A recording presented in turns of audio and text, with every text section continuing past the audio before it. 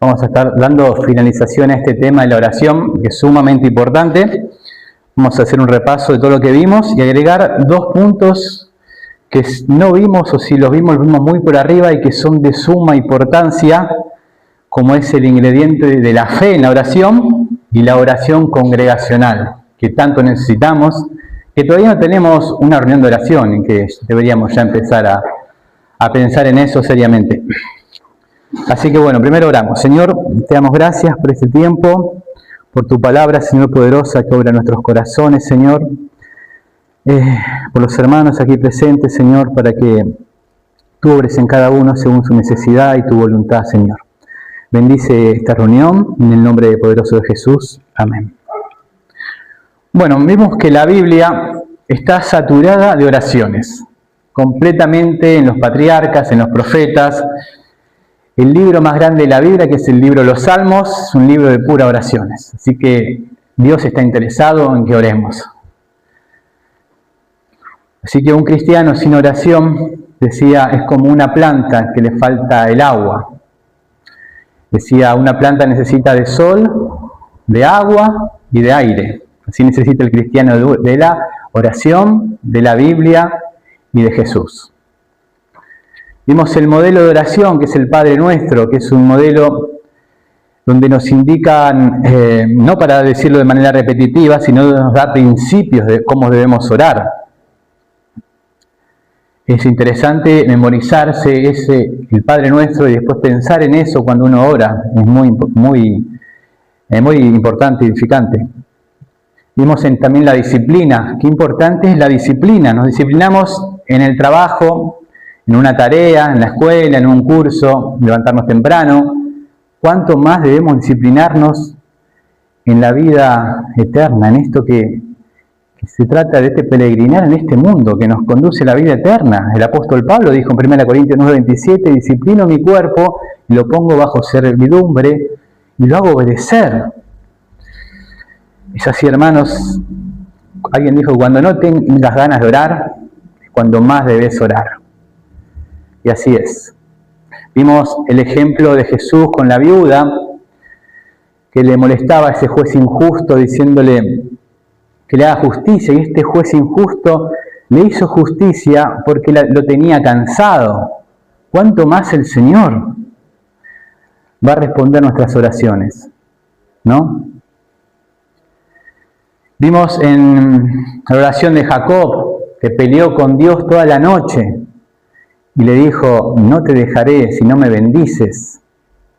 Hermanos, a veces debemos orar así al Señor, ante una lucha, ante una situación que está más allá de nuestras fuerzas, que no podemos vencer.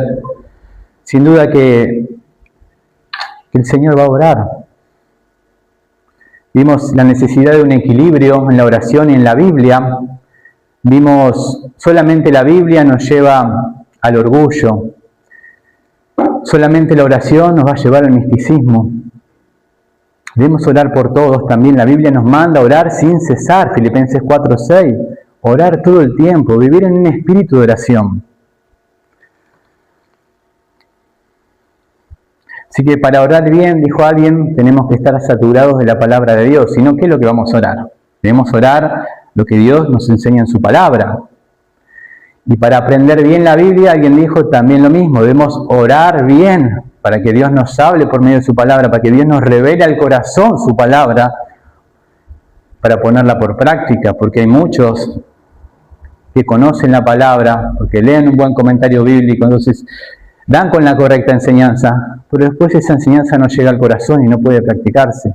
Por eso, hermanos, la oración es tan importante. Debemos orar, como decía Lutero, por cada texto de la Biblia que leemos, para que Dios nos enseñe. Hemos escuchado también de hermanos que dicen, no, yo solamente la Biblia, a mí no me agregues nada más, ni un comentario, solamente la Biblia.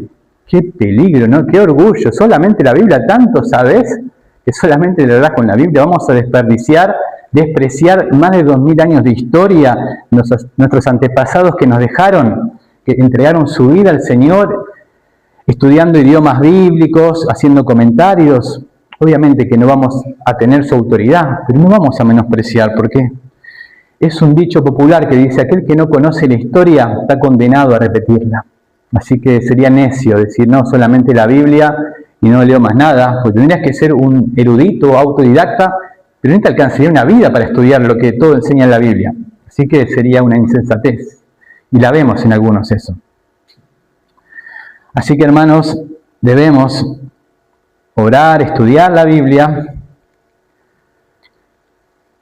Y tenemos en la armadura de Dios, que vimos en Efesios 6, que culmina diciendo, orando en todo tiempo, con toda oración y súplica, en el Espíritu, y velando en ello con toda perseverancia y súplica por todos los santos. Qué tremendo es. De la armadura de Dios, la oración es lo que cubre todo, hermanos. Sin oración no llegamos a ningún lado. Y estamos en guerra. Dijo Pablo, pelea la buena batalla de la fe, echa mano a la vida eterna, a la cual asimismo fuiste llamado. 1 Timoteo 6:12. Así que, hermanos, vimos también que como un soldado se disciplina, debemos disciplinarnos en la oración. Vimos cómo Jesús nos enseña a orar y a ayunar. En Mateo 6, del 5 al 18, donde da por sentado que sus discípulos van a ayunar, solo les dice qué no deben hacer. No deben ser como los hipócritas. Nos habla de cerrada la puerta, de intimidad, pero también este texto nos va a hablar de la oración congregacional, que después vamos a ver. Es un modelo de oración que dije que no es para ser repetitivo, sino que nos enseña principios, que ya los vimos. El énfasis que hacía Jesús sobre el altivo, ¿se acuerdan? Tremendo, en Lucas 18, en la parábola del fariseo y el publicano. Y vimos cómo en el Proverbio 16, 19, de las cosas que aborrece el Señor, al altivo está en primer lugar. Y qué tremendo, ¿no? El altivo, decimos, el altivo puede ser un predicador excelente, puede ser un hermano excelente, que pasa desapercibido. No pasa desapercibido tal vez un pecado de mentira, de fornicación, pero el altivo sí, y es un grave pecado ante el Señor. Así que vimos también cómo evitar la altivez. La oración es lo mejor. Vimos también que aquellos que no tienen intimidad con el Señor en Mateo 7:23, y hacía yo el paralelo con la oración, porque no conocían al Señor, no tenían intimidad con Él, dice el texto. Dios les dice, apártense de mí, nunca los conocí, nunca tuve intimidad con ustedes, hacedores de maldad. Y ellos predicaban y hacían milagros incluso. Vimos también los impedimentos a la oración, la desatención.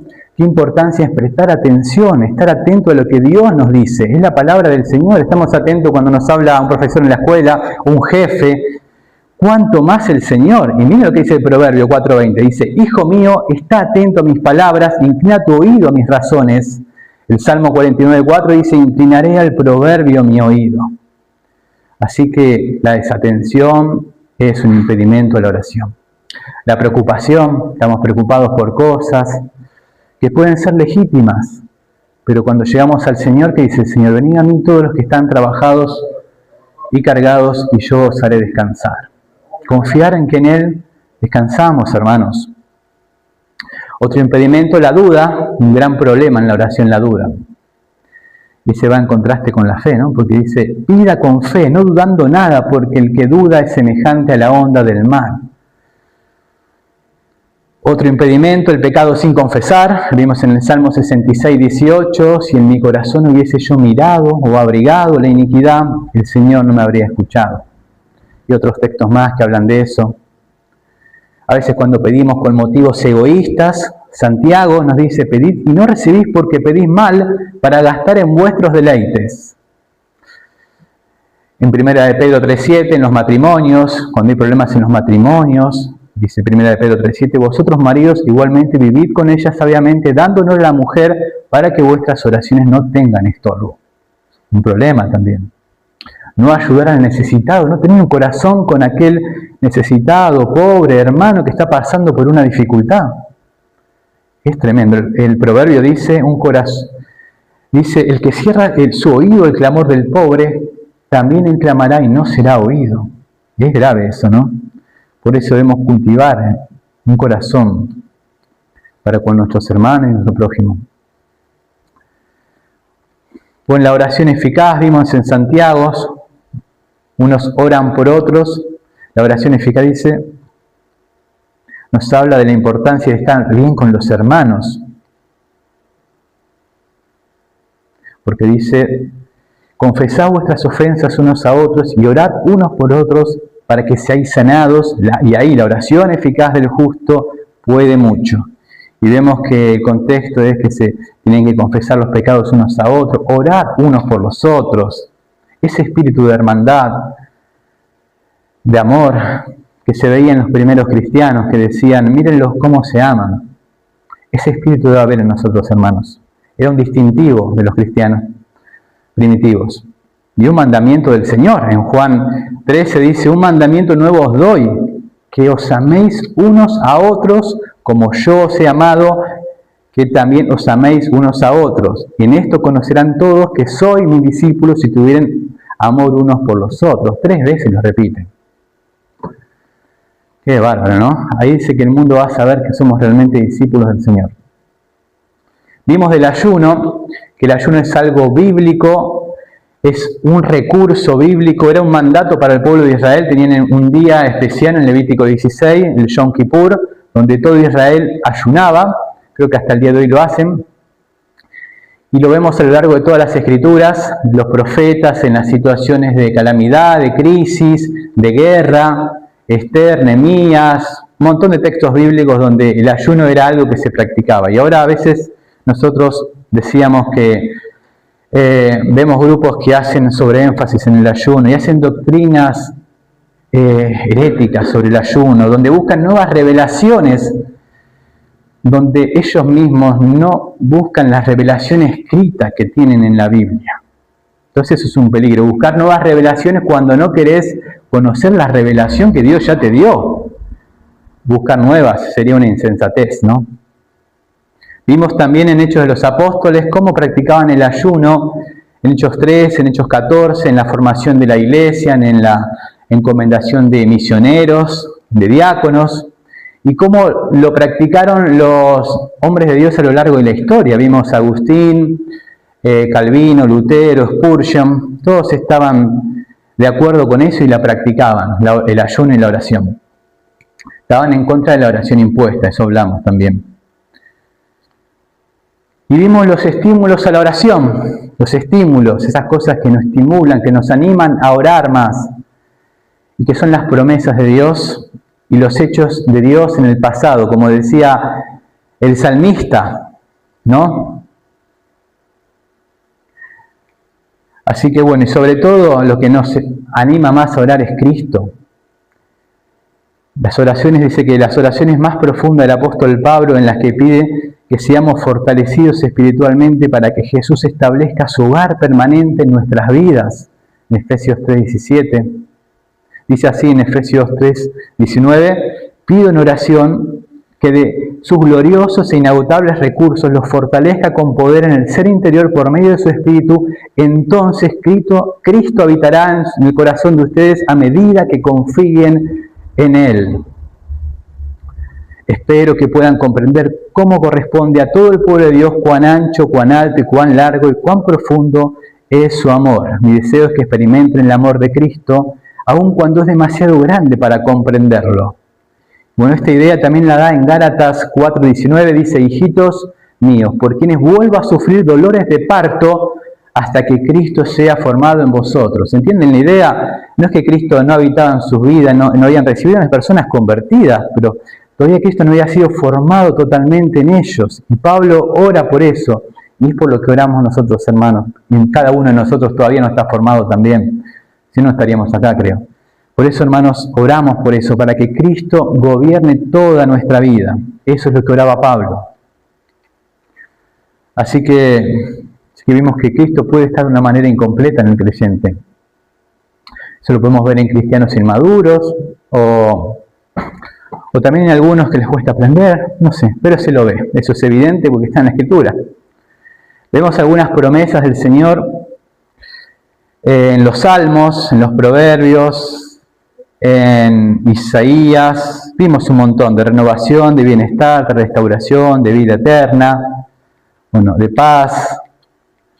No vamos a repetir de vuelta eso. Ahora vamos a ver algo que no tuvimos en cuenta o que no mencioné, que es la oración congregacional. Y la fe es confiar en Dios, ¿no? Que creemos lo que nos dice y actuamos.